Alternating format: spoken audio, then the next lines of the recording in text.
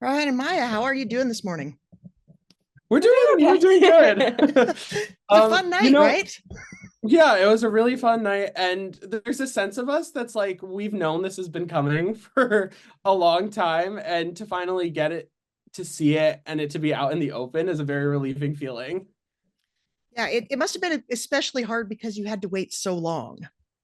Yes, for sure. I think it's been about a year and a half, so um, it definitely there's been a long wait, and we're glad Excited that that we it's fit. out there. Yes. Yeah, so how was it to watch it in a room full of hundreds of people? I And mean, anyone that knows us, that has known us our entire lives, have known that the two of us are super fans. And it was just really nice to have everyone that's ever supported us and supported our dream in one room together. Yeah. I was like we've been super fans since we were in elementary school. So whether you knew us in high school or you knew us in college or you're our friends and family, you've known that we've wanted to do this. So we were really lucky to be in a room last night where we were able to invite like friends from all of those eras and watch it alongside them and have them cheer us on. It was really special. yeah, that's fantastic. And it was a fun night. I'm sorry I didn't get a chance to say hi in person last night. But you were very busy. Yeah, no worries at all. Say, there were a lot of people. Yeah, so I want to talk a little bit about your fandom of Amazing Race, because I thought it was very fun that Phil chatted with you a little bit on the mat. Can you tell me a little bit about what what do we at home not understand that you cannot learn from watching The Amazing Race? I mean, the biggest takeaway I think that we have is there's a lot of adrenaline that happens in the moment. We had set so many plans for going on the race. Like, no matter what happened, I was going to drive, he was going to navigate because we see what happens when you switch. We still switched. Um, we knew that whatever we did, we wanted to find a map because we had learned how to navigate using a map. So we knew that we were going to need a map. We didn't end up getting a map. So there's a lot of adrenaline and in the moment things that happen, and you just don't realize it. It's not as simple as it seems on TV. There's something that happens when you turn on those cameras and you're really going for it, and you like there's a little bit of impulsivity that like maybe you should stop and take the time to think about before you go and run out and do all those things. And it's not as dependent on the challenges as you might think if you're having the issues navigating to and from them.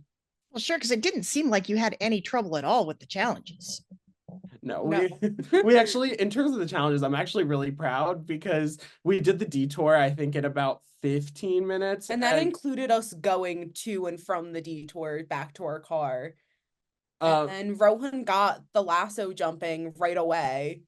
And so the challenges, it wasn't the issue for us. It was more the navigational aspect.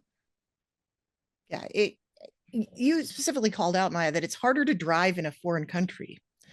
Can you it speak a was, little yeah, bit to it that? was I also it was our first time driving in a country that wasn't the United States.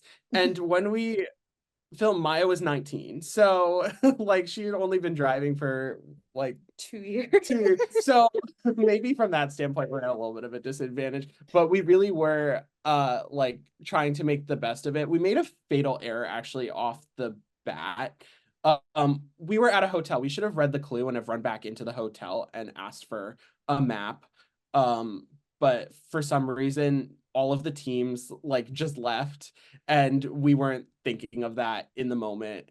And then we went on our way. We got directions at a restaurant, and it was more like they pointed us in the right direction, but there weren't directions to get all the way there. So we were pointed in the right direction. Then we stopped at a gas station to try and get a map, but they didn't have maps at the gas station. So that's when we switched to me driving, and I was able to get us to where we had to go, but then we got the car stuck. Yeah, well, I think everybody's going to want to know more about getting the car stuck. How Yeah. long did it actually take you to get it out of the dead end? I want to say it was 20 to 30 minutes. I don't think it was about 20 minutes. And I had a few people ask why you didn't just reverse the car all the way out of there. Okay. So It was a very long alleyway. I will add that. You have your So little. the original plan, like in that moment, the reason why we'd even gone down all the way to the end of the alley was because I thought like we needed to go to the next road over. I thought we would be able to turn like into the next road. I didn't realize that there would be dividers down at the end of the road. That was the only reason we went all the way We just down. went to the next street. So what we didn't realize was that it gave us two roads that we could park on, and it was road 1, alleyway, road 2. Like if we had just even gone to the next one, we could have parked there. And so had I realized that those were there, like, and we wouldn't be able to go around, of course I would have stopped the car immediately and have backed up into the roadway. It also was very trafficy. So there, like we saw Cesar did it earlier in the episode, we would have had to have stopped traffic. And in the heat of the moment, when we were all the way down at the end of the alley, for some reason we thought that turning the car around was our best bet when we were already halfway stuck with the car. It definitely makes sense. I think like half the time when people ask why you didn't do something, it's like you probably did try to do it. Yes. So what do you think, are there any strategic decisions that you had discussed ahead of time that you didn't get to try out that you would like to have gotten the chance to do? So Maya is a really avid builder and she's really good at manual labor tasks. And I really wish that she could have gone into a showdown with one of the bigger guys because she would have been able to beat one of them in like a manual labor task and it would have been so entertaining. I practiced for the show by building IKEA furniture without instructions. That was a literal So, task once, you know. yeah, that's where the inspiration came from. That's one of the ways that I prepped for it. So I think that would have been really cool to be able to do. Yeah, that was all the way back in season 6 It when they went to was, the yes. IKEA. Very cool challenge. Well, I know you're super fans. I don't need to tell you that. Also, we were aquatics directors at a summer camp, and so we definitely wanted to rep at a swimming challenge. I think And that we had pulled up to the starting line and we saw that there were 13 of us, and I counted the buoys out in the ocean and there were 13 buoys. I thought we were gonna have to jump in and go swim. That made me so excited. That didn't happen, obviously. but that would have been fun. So those are two things that I think we definitely feel like we missed out on. I also think a really cool thing is that out of all the people that I've ever raced, Maya is currently the youngest to ever do it, which is an accolade. She was born in 2003. So I mean, the thing that blows my mind is that you are younger than the actual Amazing Race itself. Yeah. So that's a pretty cool thing that she gets to hold the record for right now. Yeah, that's very, very fun. I think it was really exciting to see the two of you get to live out this dream like pretty much the instant you were eligible to do it, which is pretty cool. Yes, it was a really cool experience. It was our first try. Like we had always said we are gonna submit an audition tape as soon as Maya turned 18.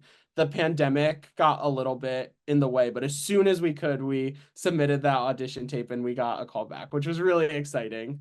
That's super fun. Is there anything else we didn't see that you'd want to tell us about? The episode did a really good job of capturing our journey for the day. The only other thing is that we were running up to the mat as Vinny, Amber and Vinny and Chris and Mary were walking off. So it really was minutes. Mhm. So that hurts a little bit, especially considering how much we crushed the tasks during the day. So like we're like, if we made one less mistake, things might have been a little bit different. But regardless, we're so proud that we just made it there. Yeah, it's really I especially I loved your enthusiasm for the show and your energy. Do you have a favorite season of Amazing Race apart from your own? I love 12, 13, and 14. For me, those are like the first. Nick and Star and Tammy and Victor. They were brother sister duos both. So like we had a lot of love for those seasons, and that was kindergarten and first grade for me and third and fourth grade for him. So like young. we like I know, but we like that's like what we grew up watching, and it was a big inspiration for the two of us to go on the show. Yes. Oh, that's That's a great era, I think. And especially, I couldn't tell when you brought that up to Phil. I was like, is that just when they started watching because they're that young? Or is it because that's when the brother sister teams kind of were dominant? I think it must be both, right? It's a little bit of both. I like the first episode I watched was season 12 when they were in Croatia. Christina was trying to fit the rock into the wall. That's like the moment I turned on the TV and the show was playing. And then I want to say she really watched with me in season 13. Like that's when she started watching the show and we developed like such a big appreciation. And then we went back and watched all the seasons before. So we've seen all the seasons of the race. Have you watched any Canada yet? I haven't watched any of the Canada seasons. It's worth doing. It's fun. It is okay. Well, we'll have to put that on our watching Was list. it I think Australia that had the double bracket? Was that Oh, someone told us that like there was like 2 brackets of teams in Australia, which is that would have been that's crazy. And I know they just had a 3-way tie for the celebrity version, which is also very cool. Yeah, Australia is nuts. If you could track that down, that is worth doing. Well, I want to thank you both very much for taking the time to talk to us. And anything that RHAP's podcast could do for you, just let us know. We're happy to chat with you anytime. Thank you so much. The content you all put out is amazing. It's really fun keeping up with it for all the different shows. Oh, I'm so glad. We've enjoyed doing it, and we love it when we hear that you've been enjoying it as well.